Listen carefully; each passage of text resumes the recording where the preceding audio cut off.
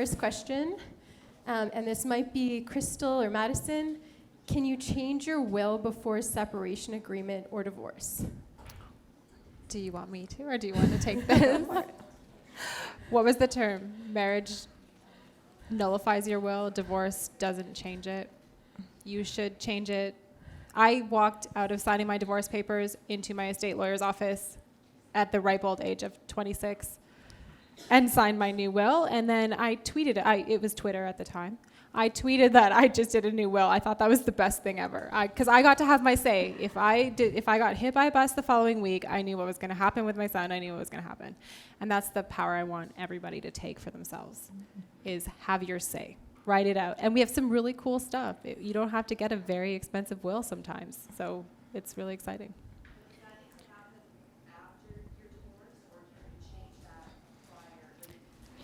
You can change your will at any time, is the answer. Now, once you are divorced, I always tell my clients, take your separation agreement to your estate people, make sure that everything is in alignment, because people forget things, they don't change things.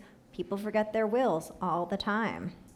So you can always change your will. You can change your will right now. You are not obligated to tell your spouse that you've changed your will. Even if you stay married, if you feel like it's time to change your will, you can do so.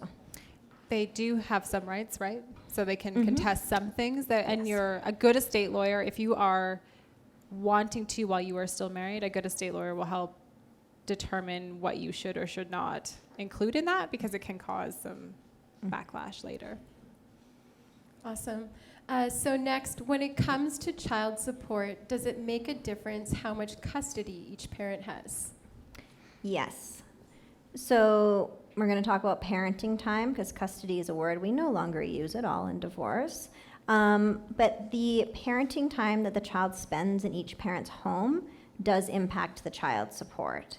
And when you are getting into that shared parenting, and I do not like to use percentages because people go down a rabbit hole of percentages and start counting hours that kids are in each home, and I do not recommend that.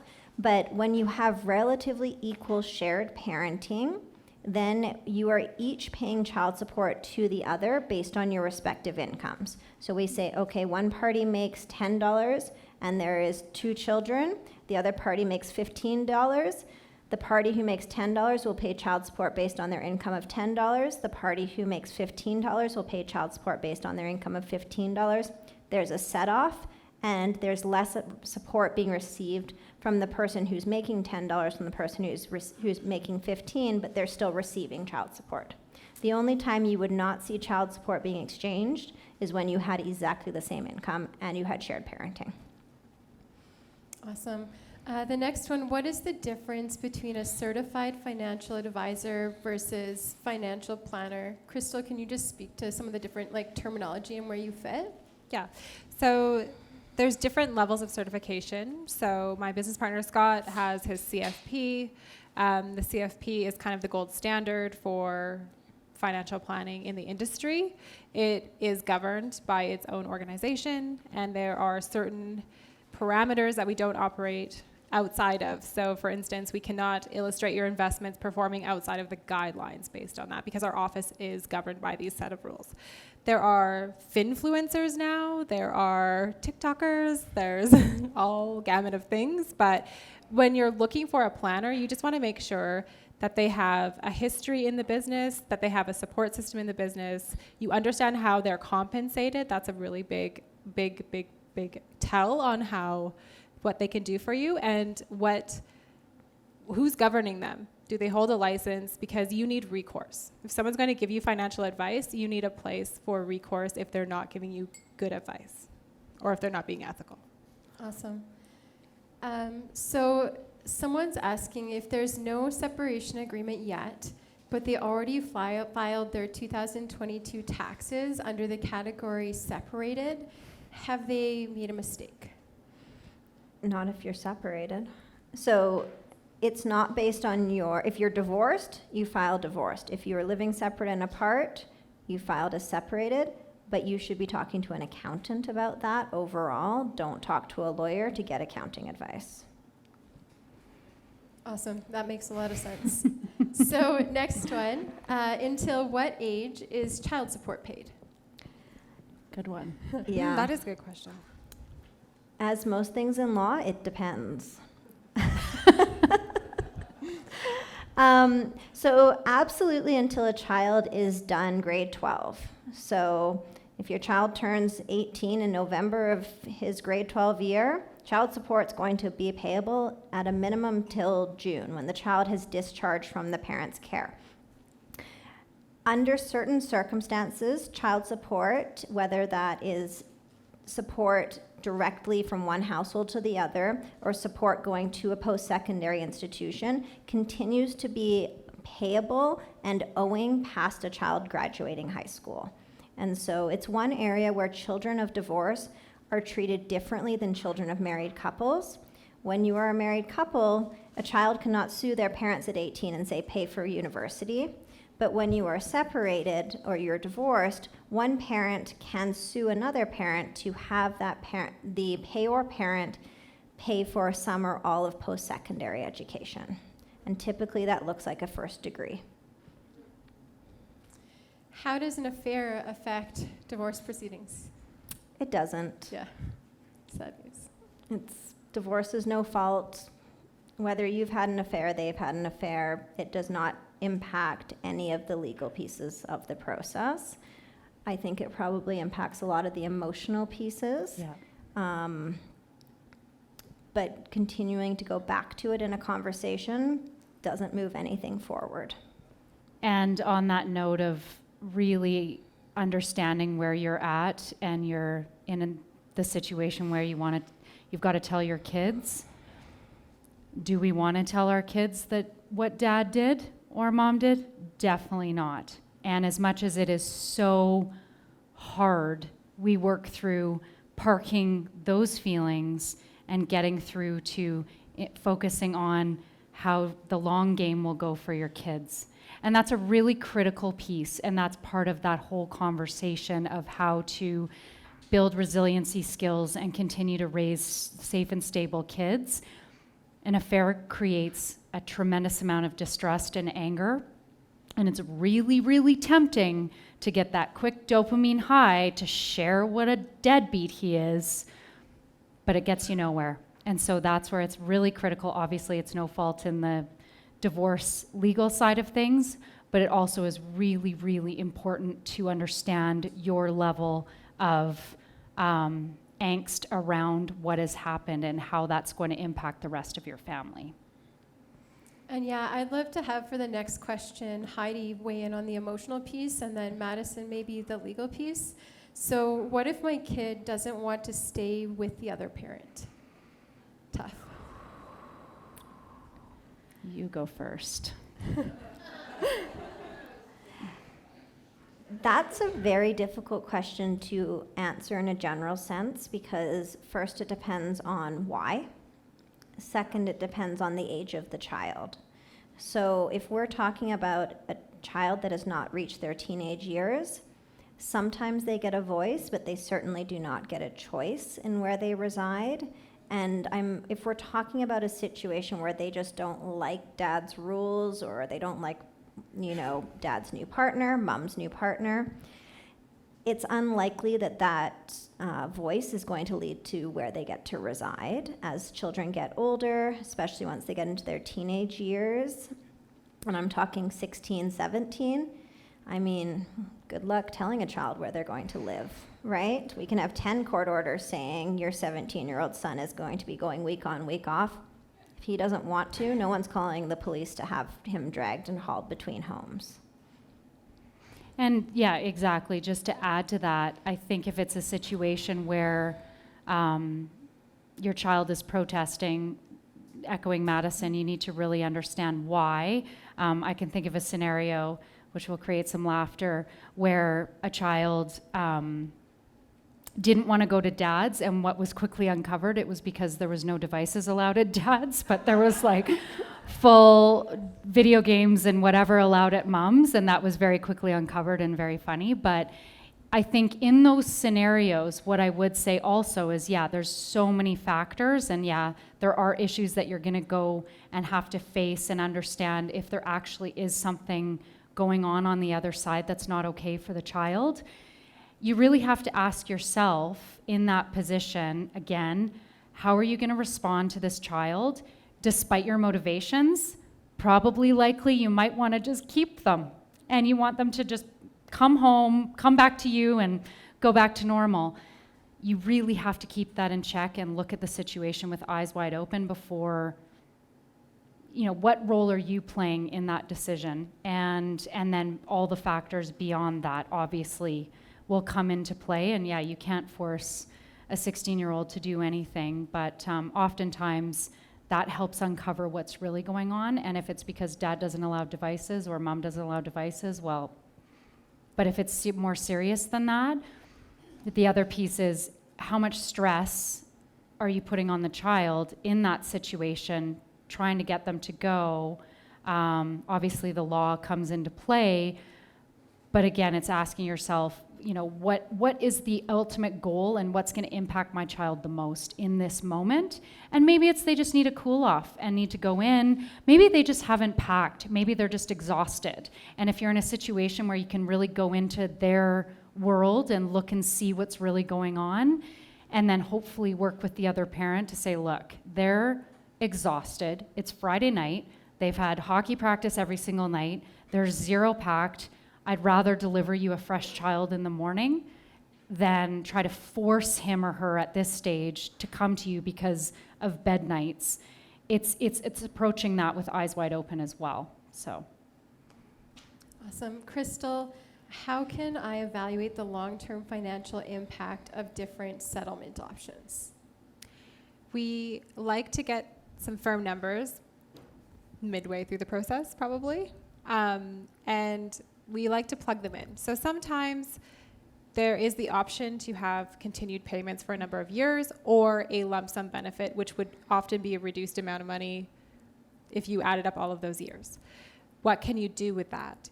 And so we illustrate it through our software. With you, we can do it live, we can do it with you if you send us the numbers. And we say, okay, if you get X amount of dollars lump sum and you do these things with it, here is what the outcome will be for your future. Whereas if you get the payments and you save some, spend some, we can illustrate what that will do for your future. And it's really dictated, the choice that people will make in that situation is dictated on their goals, their needs in the moment, and also how much confidence they have that those payments will actually sustain for the long haul, right? Going back to, is that income stream protected in any way? Because if there is any risk to that, the type of work that they do, they run a business, etc., we want to make sure that maybe you take the lump sum and protect yourself overall and really have the ability to make strong decisions with that for your future. Just jumping on that. Another benefit to lump sum, especially if you don't have school-age children, is the clean break. Mm-hmm. You're not interacting with your former spouse every weekend. Or every month. Another thing that Crystal said earlier with respect to how you sort of come in at the front and the back end of the divorce process, where she can also be really helpful is when we are talking about spousal support options. So as I said earlier, when you get a spousal support number, it's not one number, it's a range. And within that range, or even outside of that range, can be reasonable from a legal perspective in different circumstances. But where it's extremely helpful to a client and to a lawyer is to have that client go see Crystal or someone like Crystal to say, if I take $1,000 a month, what does that projection look like versus $1,500 a month or $1,700 a month or whatever that number might be? That's something a lawyer is not trained to do. A lawyer cannot do that projection. A lawyer can say to you, if we went to court and you settled and you got a judge directed $1,000 or $1,500, that's all within the range. So you can accept any of those, and that is reasonable within the law. But whether that actually works for you is not something a lawyer can tell you. It's something that your financial advisor can tell you. And I can't either. I don't like numbers, but I often get asked.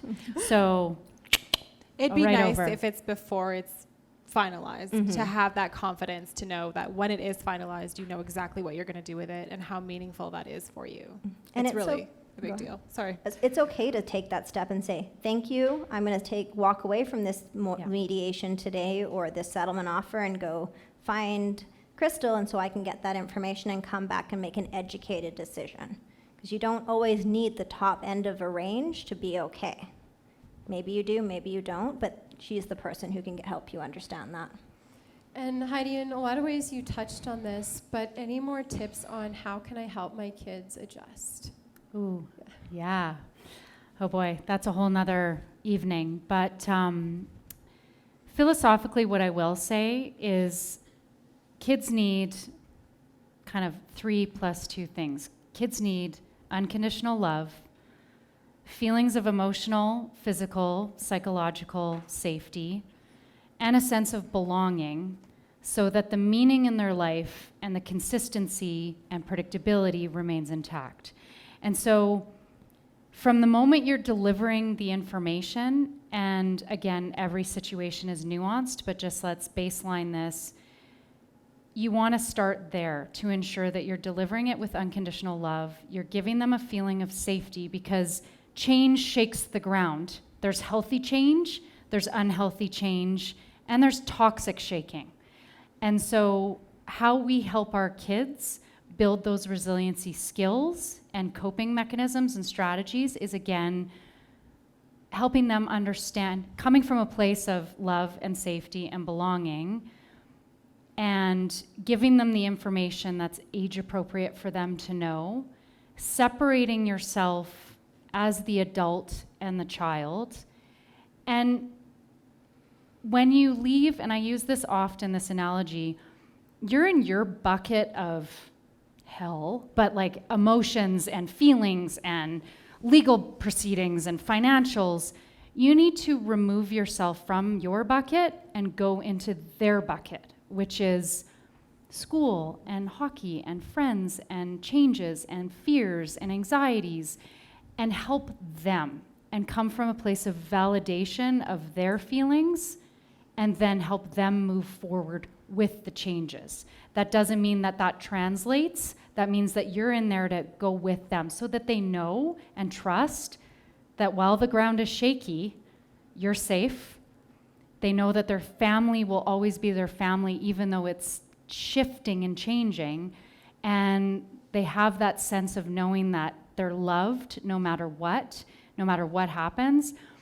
And the second part is you don't have to tell them everything.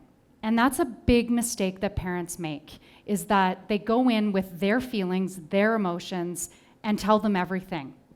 You need to give them the information that is required for them to understand that their world is changing the way that they need to know, and moving from there. So when they ask questions from that point, it's important to say, if it's a question like, well, who had an affair? Even though maybe that happened, it's important and critical to say, you know what, that is not something you need to know. Here's something you do need to know, and that's an adult topic, and that's between us, adult relationship. That's a change that's happening here. I mean, obviously, you're going to say that's not your business, but what's in between the parents is not in between the child. So just remember those three things. Unconditional love. That feeling of safety will get you really far. And when you think about safety, it's, what's causing them anxiety and impact, and how can you minimally impact them from that perspective? Yes, it's going to change. Healthy stress and change with, moving to 2 houses, having to pack a bag, all that stuff they don't like, but we can give them the strategies to cope by having that foundation of stability. Perfect. So we're just a little bit over time, so I'm going to do one more question each, and then if you want to stop and chat or reach out, definitely do that. Can a spouse threaten that if you go after spousal or child support, eventually, if you're making more money than them in the future, can they come after you? I mean, people can threaten whatever they want, and they often do. Yes and no. So it's unlikely that in a normal set of circumstances that if you get spousal support for 5 years and then by that point you're making equal to or greater than your spouse by virtue of working towards self-sufficiency and retraining, they get laid off and they want to come after you for support. It really depends on the circumstances, but it would be a very difficult application or argument for them to make. In a long-term marriage, if they paid you support for an extended period of time, you retrained, you are now earning equal to or a decent amount of income, and they have not waived their right to spousal support in a separation agreement, which is probably what they have done. So this is, where you have not finalized your matters and something happens to them where they can no longer work, well, they might be able to look at some interim support in order to sustain themselves. But once you have that separation agreement signed, that separation agreement will probably set out the grounds, if any, that the payer could ever seek spousal support. Typically, you'd see a full waiver, and that's where separation agreements are incredibly important. Do not spend 15 years doing nothing. So Heidi, last question for you. What options do parents have if they are not comfortable with the other parent's parenting choices? Ooh, loaded. I'll take that from Madison. That depends. So it's one thing to really ask yourself, so if we keep this light, if it's on the light side, ask yourself what choices are actually not going to impact their well-being and survival and ability to thrive. If we get a little deeper and those choices are impacting what I just talked about, their ability to remain safe and stable, then it might be important to talk to a professional to discuss your concerns. And then if the concerns are valid, that there might be some shaky ground in the safety and the ability to parent, then that's important to seek some legal advice. And Crystal, what are some surprise decisions that can come up during the divorce process in terms of finances? That's awesome. I think some of the surprise decisions are, you would assume most of the time that people need the maximum amount of spousal support. And sometimes through the process, people are so worn down and so frustrated, they don't look at the numbers, they just want the freedom, and they'll walk away from everything. That's what I did. And it gave me the freedom, and I took charge of my life, and it was fine. But when I see people do that, I really want to offer them the numbers. Take all of the information, look at it, project it forward, then make that choice. Because I was in my 20s, but not everybody who will make that decision is that young. And sometimes it's hard to recover if we don't have a lot of time. So when I see those decisions made because of emotions being worn down, that's what prompts me to really want to do things like this so that people know that they have resources to help them not get to that place where they just wash their hands of everything and they either do nothing and stay in the situation, or they walk away from everything and start over again. And I applaud your decisions. I really do. I really support you, and I think you're capable, and I believe in you. But just know the numbers before you sign off.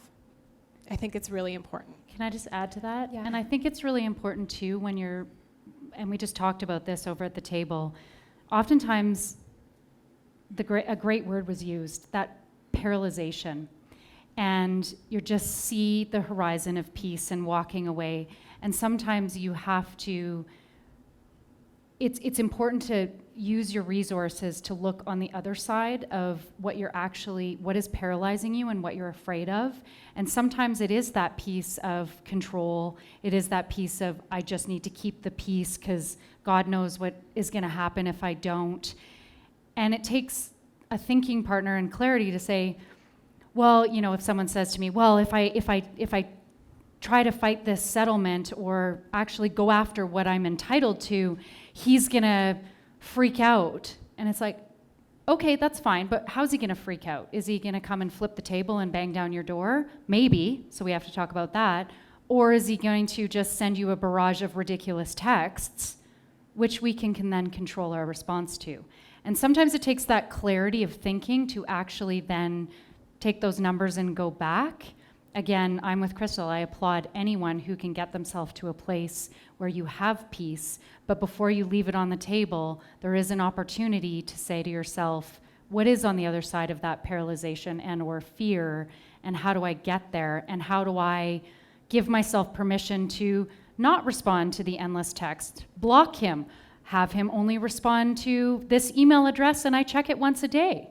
There's lots of options out there to be able to create physical and emotional boundaries with that fear-based response on the other side. So, And even remember, the threats do come out. If you don't respond to me, I'm going to. What? It's Tell still, me. it's no fault in Alberta, and I cannot stress that enough. Finding that out was, wow. Like, I Yeah. found that out going through the process, and I still think that Hollywood makes fault divorce popularity. It's people think it's a thing, and they're really, it's No. very difficult here. It's very rare. I don't know if you ever see it anymore. No. So Madison, last one for you is just like, can I leave the family home, or how might that change things? Yes, you can leave the family home. It does not change your entitlement to the family home. They can leave the family home. You can reside together in the family home and still be separated. So those are all options available. It depends on your level of comfort and safety, obviously, to be residing in the same residence but being separated. But saying I'm done, I'm moving out, does not change how much money you're going to get out of the family home, does not change your legal entitlement to the home.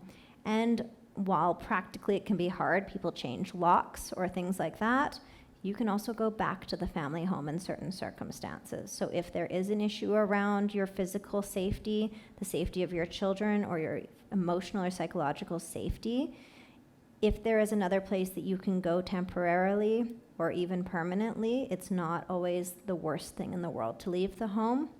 But it is, if you're coming up on that stage, a good time to be getting some legal advice. Because there's a lot of factors that go into leaving a home, like who's going to continue to pay the mortgage and the expenses, and who's going to have the parenting of the children if where you've gone to stay is a one-bedroom Airbnb. So that's definitely a critical time to just dip into some sort of sphere where you can get some legal advice. So the last thing that I'll say is that it's unfortunate we can't get to the rest of the questions because they were all so well thought out and really important. Heidi, though, does have a 15-minute coaching call link on her website. So if you had a question in Q&A and that's a fit for Heidi, go to her website, have those 15 minutes with her, ask your question. Madison's email is up here, and we'll all be sticking around a little bit to touch base. And then Crystal, too, we use Calendly, so it's really easy to book an appointment. It costs nothing to pop onto Zoom for a brief appointment, ask some questions, and just get a better sense of where you're at. So don't be frozen by kind of like what you're feeling, where you are. Just taking those little first steps and having those conversations and getting your questions answered is, you know, sometimes like hard, vulnerable, but it's there and it's available, and all of these women are like super happy to help. So I'll turn it over if you guys have anything in conclusion, and just thanks to everyone for coming out and for like participating so hard and asking so many questions. Thank you. Yeah, it's humbling, actually. Thank you so much. Yeah, thank you.